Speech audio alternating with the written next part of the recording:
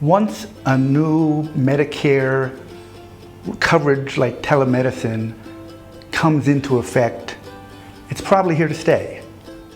Hello everybody, I'm sitting here next to Ephraim Katz, or I suppose Eric Katz in the States, who runs the healthcare technology consultancy Healthcare GPS.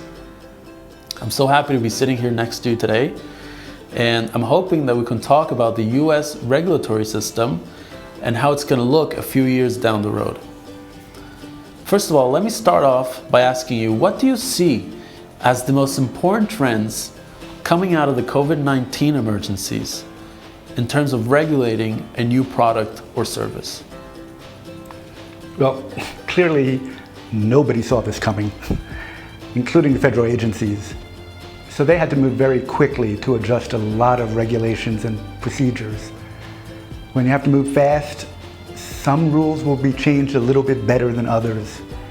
If I had to pick a couple of them that I would focus on, I think I'd start with telemedicine.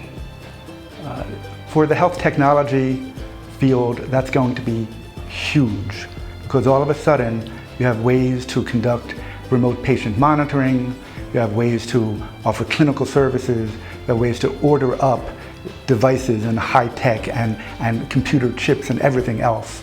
And so telemedicine is going to open up a lot of opportunities for health tech.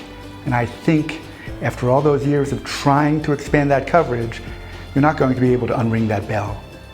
So I'd start there. I guess my second point would be over at FDA, the other half of what I do in the firm, which is that anything coming into FDA these days that has COVID-19 in the application is going to get fast-tracked. And so it's going to sort of jump the line from a lot of other things also coming into FDA. Also important, cancer drugs, stroke prevention, all kinds of issues where the agency might not even be able to meet their deadlines or their PDUFA dates and those kinds of things, because COVID-19 is just everything right now at the FDA. I guess if there's a third piece I'd talk about, it would be scope of practice, which are mostly state laws to say what only a doctor can do and not a physician assistant, or only a PA and not a nurse. And those rules really went out the window during the pandemic crisis also. And so you have a lot new clinical opportunities out there, and health technology is going to have a lot more inroads too. I also think that's going to be a pretty permanent switch. So I would start there. There's probably a lot of other major impact factors, but to me, those are the ones to bring to the fore. Wait, so why do you mention those? Is it an issue of making it more affordable?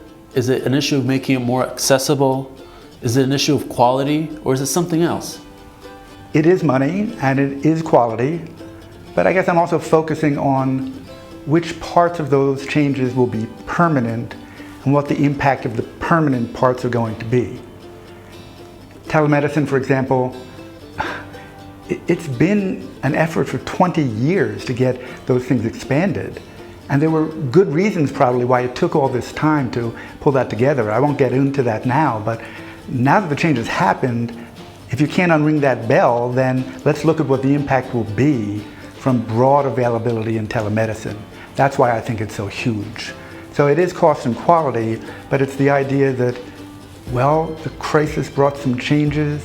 Some of the changes are going to end up being very useful in the long term for health technology. And frankly, some of them will be tremendous challenges too, and they'll also be here. So expansions like these are a big deal. And I'll say this, once a new Medicare coverage like telemedicine comes into effect, it's probably here to stay.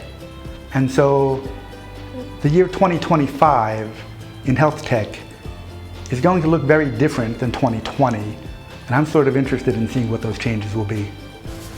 So you've mentioned a lot of these changes being permanent, but will they still be around even after Corona is over? Which of these changes are going to still be around and which? Yeah. Well, I've been talking about telemedicine because I think that is the key in health tech. And in that area, I think we still need some changes.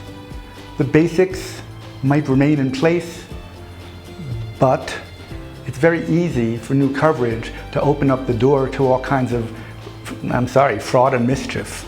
And if you only open up the gate and you don't take care of people trying to oversell electric scooters by telemedicine consultation or a stand-up chair or diabetic supplies or something, you've only done half the job. So saying it's permanent doesn't mean it won't need some changes. And I think those will be the ones we'll see down the road.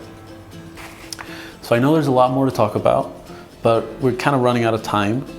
So I want to ask from you a piece of advice for those companies that are trying to create a new healthcare product or service. Well, I suppose the key message is this idea that things will have to change in the next couple of years because emergency regs aren't the best that the government can do. So to try to picture 2025 now in 2020, you have to know the 20 years of history of what happened in telemedicine to know what they'll be tweaking and what not. It's predictable. Scope of practice laws. Well, the OTs and the PTs and the PAs have been fighting this battle for years. You know which parts of the battle will be key and will be preserved and which ones are going away.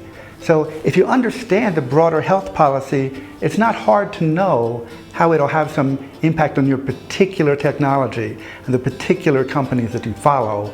But you can't rely on 2020 as a predictor of down the road. Thank you.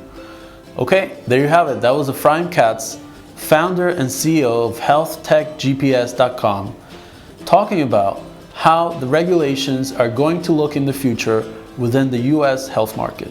Thank you.